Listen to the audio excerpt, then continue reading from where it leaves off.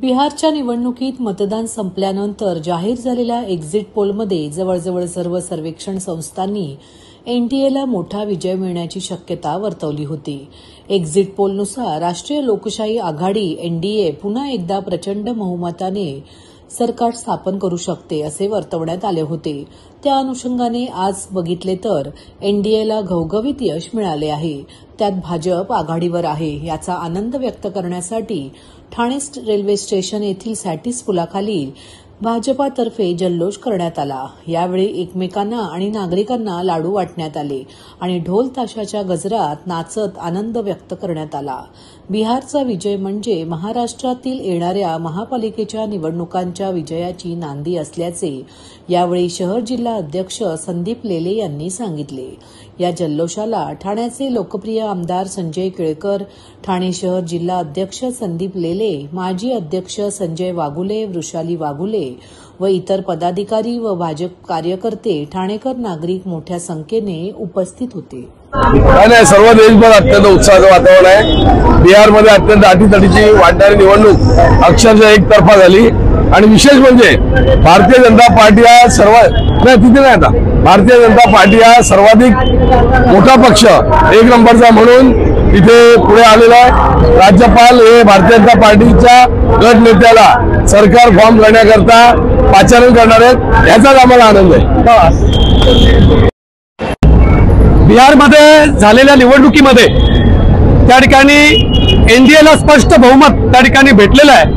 आता देशभरामध्ये भारतीय जनता पार्टीच्या कार्यकर्त्यांमध्ये जल्लोष आहे आणि आज भारतीय जनता पार्टी शहर जिल्ह्यातर्फे आज या ठिकाणी शहराचे अध्यक्ष संदीप लेले, आमदार संजय केळकर आणि भारतीय जनता पार्टीचे सर्व कार्यकर्ते स्टेशन परिसरामध्ये जल्लोष करण्यासाठी या ठिकाणी उपस्थित आहेत. आणि येणाऱ्या निवडणुकीमध्ये भारतीय जनता पार्टी महाराष्ट्रामध्ये हा एक नंबरचा पक्ष राहणार आहे. आता सर्व कार्यकर्त्यांच्या मेहनतीवर बिहार राज्यामध्ये एनडीएने बहुमत त्या ठिकाणी प्राप्त केलेलं आहे. येणारा मुख्यमंत्री हा एनडीएचाच त्या ठिकाणी असणार आहे.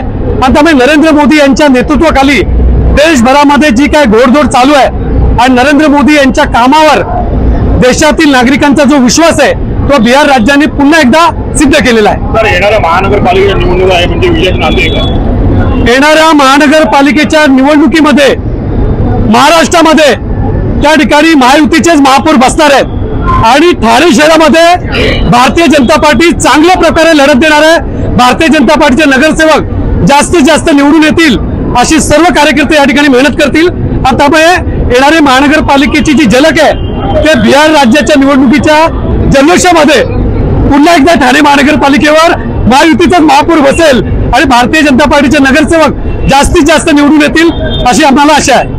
खूप थकवा आला एवढा प्रवास करून. बाबा आता ऑटोमॅटिक गाडी घेण्याची वेळ आली. हो ग, पण महाग असणार ना.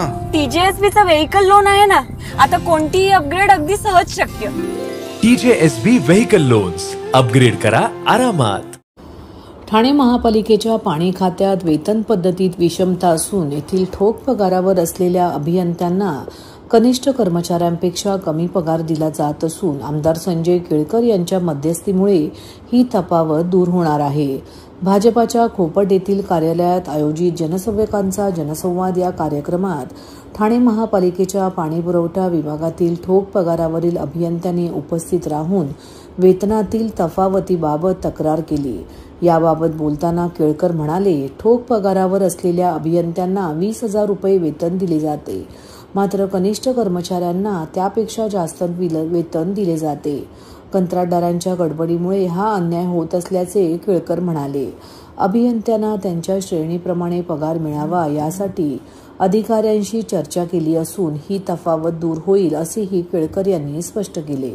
यावेळी जनसंवाद कार्यक्रमाला ज्येष्ठ माजी नगरसेवक मिलिंद पाटणकर, माजी उपमहापौर अशोक भोईर, महेश कदम, दत्ता घाडगे उपस्थित होते.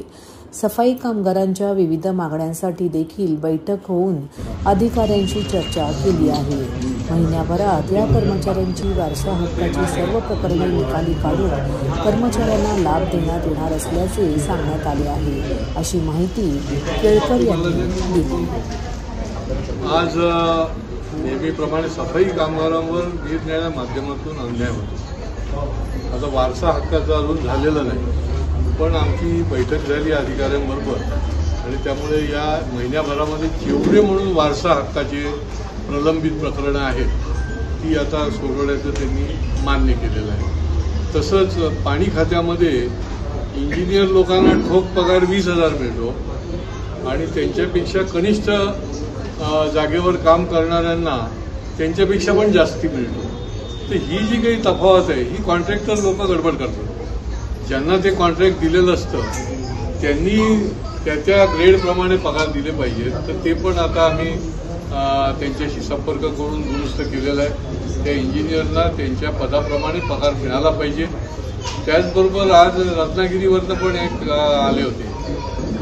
त्या ठिकाणी मालगुणच्या जवळ त्यांची 200 आंब्याची शेती आहे. 200 आंब्याची कलमं आहेत. 3 वेळा जळाली. त्या ठिकाणी वीज मंडळाने ट्रान्सफॉर्मर जो लावला आहे त्यांची कुठली परवानगी नाही, त्याला मोबदला नाही, कुठलं काही नोटीस नाही आणि ती ट्रान्सफॉर्मर तसाच लावल्यामुळे ही आंब्याची बाग जी आहे ती त्यांची 3 वेळा नुकसान झाली. तिथल्या कार्यकारी अभियंत्याला स्पष्ट मी सूचना दिल्या आहेत आणि मला असं वाटतं की निश्चितपणे हा ट्रान्सफॉर्मर जो आहे ते त्यांच्या आंब्याच्या बागेतून दुसरीकडे निश्चितपणे हलवलं जाईल.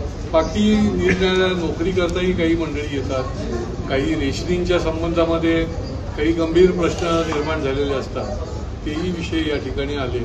पोलीस स्टेशनच्या संबंधी देखील काही गोष्टी ज्या आहेत त्या अन्यायाच्या होत असतात त्या ठिकाणी संपर्क करून आम्ही निश्चितपणे सोडवले. नागरिकांना आवाहन करण्यात येत आहे की सध्या डासांमार्फत पसरणाऱ्या डेंग्यू या आजाराचा प्रसार रोखण्यासाठी प्रत्येकाने पुढील प्रमाणे कार्यवाही करावी. डेंग्यू आजार एडिस इजिप्ती हा डास चावल्याने होतो. या डासांची पैदास साचलेल्या किंवा साचवलेल्या स्वच्छ पाण्यामध्ये होते. 8 दिवसांपेक्षा जास्त दिवस पाणी उघडे व साचून राहिल्यास त्यात डास अंडी घालतात. अंड्यांच्या अळ्या तयार होऊन पुढे डास तयार होतात. यासाठी आपल्या घरातील पाणी साठे उदाहरणार्थ बॅरल्स, पिंपे, टाक्या, हौद, रांजणे इत्यादी दर आठवड्याला रिकामे करून घासून पुसून कोरडे करून पुन्हा भरावे. 1 दिवस कोरडा दिवस म्हणून पाळावा. पाणी साठ्यांना घट्ट झाकणे बसवावीत किंवा जुनी साडी, चादर, धोतर यांनी बांधून झाकून ठेवावीत म्हणजे डास त्यात जाऊन अंडी घालणार नाहीत. घराच्या गच्चीवर, आजूबाजूला, अंगणात कोठेही पाणी साचू देऊ नये. भंगार सामान उघड्यावर टाकू नये. उदाहरणार्थ टायर्स, प्लास्टिक सामान, कुंड्या, टाकाऊ वस्तू इत्यादी. अशा सामानात पावसाचे पाणी साठून त्यात डेंग्यूच्या डासांची पैदास होते. घरातील कूलर्स, फ्रीजच्या पाठीमागील ट्रे हे देखील वेळोवेळी कोरडे करावेत. लक्षात ठेवा, नुसत्या फवारणीने डास घनता कमी होत नाही तर त्यासाठी डास पैदास ठिकाणे नष्ट करणे ही आपल्या सर्वांची जबाबदारी आहे. कोणताही ताप अंगावर न काढता जवळच्या शासकीय रुग्णालयात मोफत औषधोपचार घ्या. अशा प्रकारे नागरिकांनी सहकार्य केल्यास डेंग्यूचा प्रसार रोखणे सहज शक्य आहे. घोडबंदर रोडवरील वाहतूक कोंडी सोडवण्याबरोबरच ठाणेकरांचा प्रवास कसा सुरक्षित होईल यावर भर द्या. ठाणे शहरातील सर्व उड्डाणपुलावरील खड्डे तातडीने बुजवा. अवैध पार्किंग करणाऱ्या गाडीवाल्यांकडून दंड वसूल करून रस्ते मोकळे करा. मुबलक पिण्याचे पाणी आणि अखंडित वीज पुरवठा देण्याबरोबरच स्वच्छतेवर भर देण्याचे निर्देश खासदार नरेश म्हस्के यांनी आज सर्व प्राधिकरणाच्या अधिकाऱ्यांना दिले. घोडबंदर रोडवरील विविध प्रश्नांसंदर्भात आज उपमुख्यमंत्री एकनाथ शिंदे यांच्या आदेशान्वये ठाणे महापालिका मुख्यालयातील अरविंद पेंडसे सभागृहात खासदार नरेश म्हस्के यांच्या अध्यक्षतेखाली एका बैठकीचे आयोजन केले गेले. या बैठकीला ठाणे महापालिका आयुक्त सौरभ राव, अतिरिक्त आयुक्त संदीप माळवी, वाहतूक विभागाचे पोलीस उपायुक्त पंकज शिरसाट, माजी नगरसेवक सिद्धार्थ ओवळेकर, शाखाप्रमुख Praveen Nagare, Nitin Landge, MMRDA, Mumbai metro, RTO, MSEB, सार्वजनिक बांधकाम विभाग, ठाणे महापालिका, मीरा भाईंदर महापालिका अशा विविध प्राधिकरणांचे वरिष्ठ अधिकारी तसेच जस्टिस फॉर घोडबंदर रोडचे सदस्य ॲडव्होकेट राधिका प्रकाश राणे, गिरीश पाटील, पंकज सिन्हा, हिरानंदानी मेडोजच्या प्रियाता देवांजी, मनीषा रेड्डी, घोडबंदर रोडवरील अनेक गृहनिर्माण सोसायट्यांचे चेअरमन, सेक्रेटरी या बैठकीला उपस्थित होते. ठाणेकरांना वाहतूक कोंडीमुक्त आणि सुरक्षित प्रवासाची हमी देण्यासाठी खासदार नरेश म्हस्के यांनी बैठकीत अनेक सूचना केल्या. आनंदनगरपासून ते गायमुखपर्यंत असलेल्या उड्डाणपुलावर खड्डे पडले असून रस्त्यावर डांबराचे डोंगर उभे राहत असल्याचे चित्र दिसत आहे. उड्डाणपुलावरील हे चित्र बदलण्यासाठी तातडीने दुरुस्ती करण्याचे निर्देश खासदार नरेश म्हस्के यांनी दिले. 2 रस्ते एकत्र येतात तिथे फट राहते असून मोटरसायकलस्वारांच्या ती जीवावर बेतली आहे.